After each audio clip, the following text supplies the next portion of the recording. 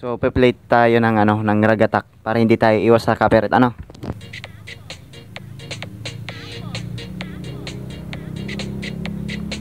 So, ang ganda ng tunog to pag na to sa headset. Hello guys and welcome back to my vlog, and this is Chan Papenya Vlogs. For this video po ay mag-share na naman po tayo ng products. So, itong products na ito ay si TO2 wireless headset. Actually ay binigay lang to sa akin kay tita to, and i-review na natin to. So ito yung nagustuhan kong earphones kasi pwede mo siyang gamitin to sa sa mga gyms, katulad sa sa nagbabike ko, o pwede to. Ayan yung bike natin. So ito, napakaganda tong gamitin kasi yung ginagamit kong headset is yung wire. So nasasawa na tayo sa mga wire. So joke lang. So mga gamit ko pa rin yun yung wire kapag nag-edit ako ng mga videos. So ito, pwede to sa mga music or music and sa mga mga travel, home travel kagaya ko. So nag-home travel tayo and nagba-biking and nag-gyms. So actually nabuksan ko na siya pero nagamit ko na tong 1 month pero hindi ko siya nabablog kasi alam niyo na restrict tayo ni YouTube. So ngayon na natin to na i-vlog. So buksan na natin. So actually po ito yung makikita niyo dito sa loob ng box. So ayan. Ayan po yung laman niya. Meron siyang user manual, type C to USB, at saka yung ating headset. So ayan. At ayaw matanggal. So ayan yung guys yung ating headset natin. So ayan.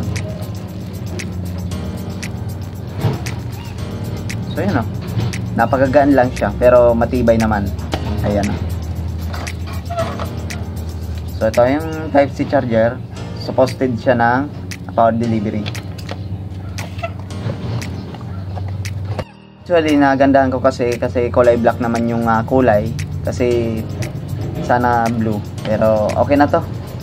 Galing ka naman to kay tita. So thank you na lang po kay tita na nabigyan tayo ng ganitong earphones. So tamang-tama talaga to sa mga home travels.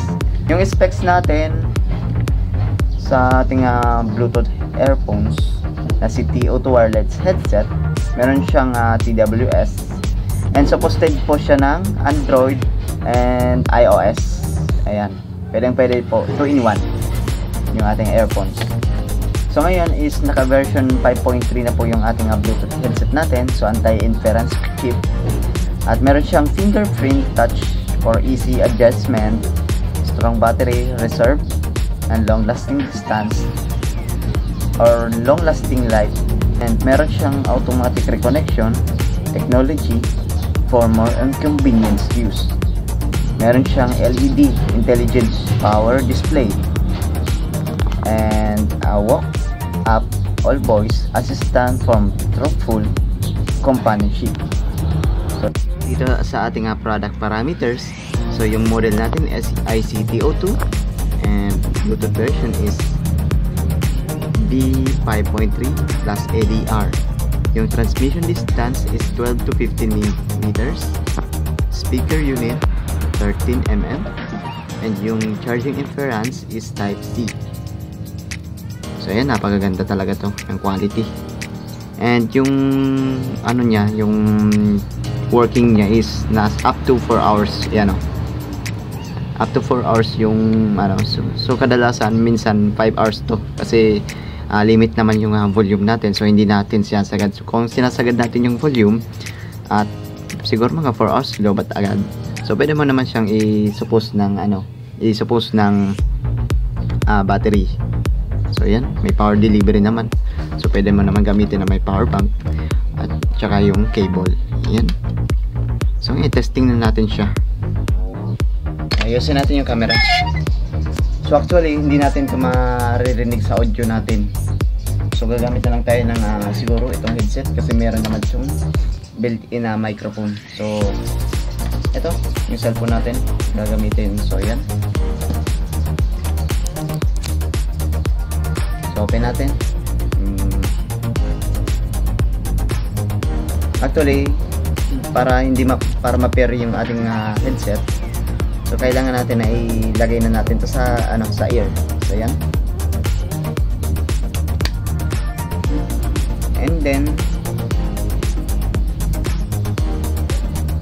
And then hahanap tayo sa sa Bluetooth. Yan. Bali yan, naka-connect na yan. Yan o. TO2 so yung charging power niya is 100%. Yan. Actually, pwede mo na siyang gamitin ng isa o pwede mo ng dalawa, pero sa akin ay isa pwede. So yan o. Tutunog naman siya kapag isa. Kung gagamitin mo pa yung isa, so mag-prepare yun. Bali, stereo na mode na yung dalawang tunog ng ating headset. So ngayon, itetesting natin siya. So sana marinig ng ating audio natin yung ating ginawa natin, microphone headset. Yan o. So ilagay natin dito sa earphones para marinig. So ngayon magpe-play na tayo.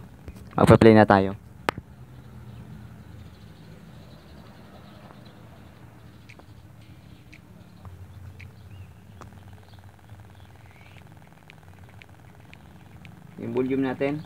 Yan. Yung volume natin, so maganda yung tunog.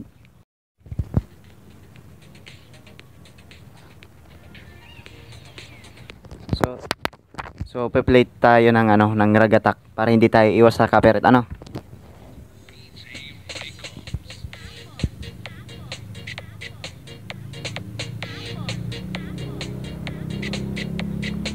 So ang ganda ng tunog to pag na to sa headset. Ayan.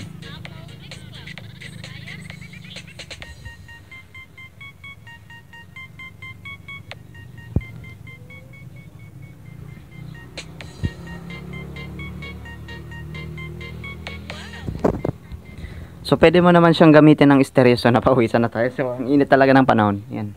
So pasensya na kasi medyo mainit yung panahon natin.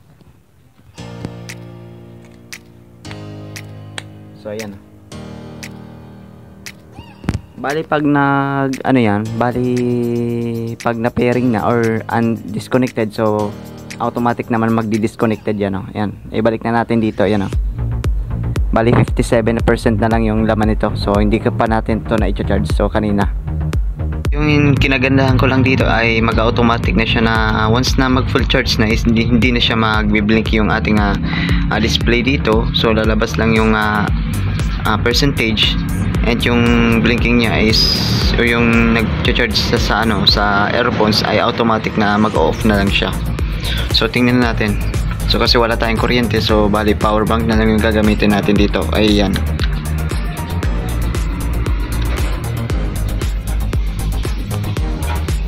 So yan, nasa 59% na yan.